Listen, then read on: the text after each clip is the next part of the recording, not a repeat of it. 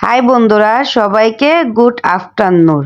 সবাই কেমন আছেন? আজকে আমি খুব মজাদার ও লোভনীয় একটা ভর্তা নিয়ে এসেছি।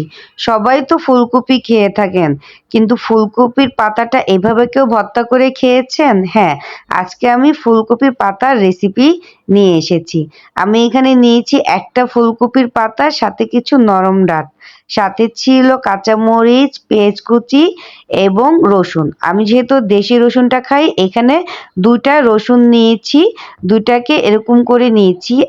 বড় রসুন হলে ৪-৫ কোয়া দিলেই হবে। সাথে ছিল মাছ। হ্যাঁ, আপনারা যে কোনো মাছ নিতে পারেন। আমি এখানে তেলাপিয়ার পেটি নিয়েছি, তবে পাঙ্গাসটা না দেওয়াই বেটার, যেহেতু ওইটা চর্বিযুক্ত মাছ, ভালো লাগবে না। তাই আমার সাজেশন পাঙ্গাস বাদে। তারপর একটা ফ্রাই প্যান নিয়ে এখানে কিছু তেল দিয়েছি, সয়াবিন তেল। তেলটা যখন গরম হয়ে আসবে, এখানে আমি দিয়ে দিব মাছ। মাছগুলোকে আমি হালকা লবণ দিয়ে ফ্রাই করে নিব, বেশি ফ্রাই করতে হবে না। তারপর দিয়ে দিব এখানে ফুলকপির পাতা ও ডাঁট। আপনারা চাইলে ফুলকপির পাতা ও ডাঁটটাকে সিদ্ধ করে নিতে পারেন। আমি সিদ্ধ করি না, এভাবেই করে নিই। তারপর অ্যাড করব পেঁয়াজ, রসুন ও কাঁচামরিচ। সবগুলো উপকরণ দিয়ে এটাকে আরও কিছুক্ষণ ভেজে নিব।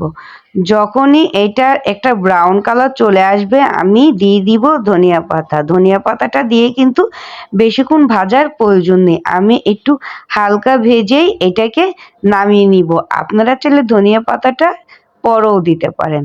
তারপর চলে আসবো পাটায় এসে আমি মাছটাকে একটু বেছে নিব, যেহেতু পেটিটাকেও বাছতে হবে। তারপর সবগুলো উপকরণ দিয়ে এখানে দিয়ে দিব হালকা লবণ। আমি এগুলো ভাজার সময় একটু লবণ দিয়েছিলাম, যেটা দেখানো হয়নি। তারপরে এখানে আরেকটু হালকা লবণ দিয়ে দিব। আপনারা চাইলে এটা ব্লেন্ডারে ব্লেন্ড করেও নিতে পারেন, কিন্তু আমি পাটায় বেটে খেতেই খুব পছন্দ করি, ব্লেন্ডারে ভালো লাগে না। তো হয়ে গেল আমার ভর্তা। এখন এইভাবে যদি আপনারা চান খেতে পারেন একটু সরিষার তেল অ্যাড করে, কিন্তু এটাকে আমি আরও একটা কাজ করব। আর একটা কথা, ঝালটা কিন্তু আপনাদের পরিমাণ মতন দিবেন। এই ভর্তায় ঝাল বেশি হলেও ভালো লাগবে না, আর কম হলেও কিন্তু মিষ্টি মিষ্টি লাগবে।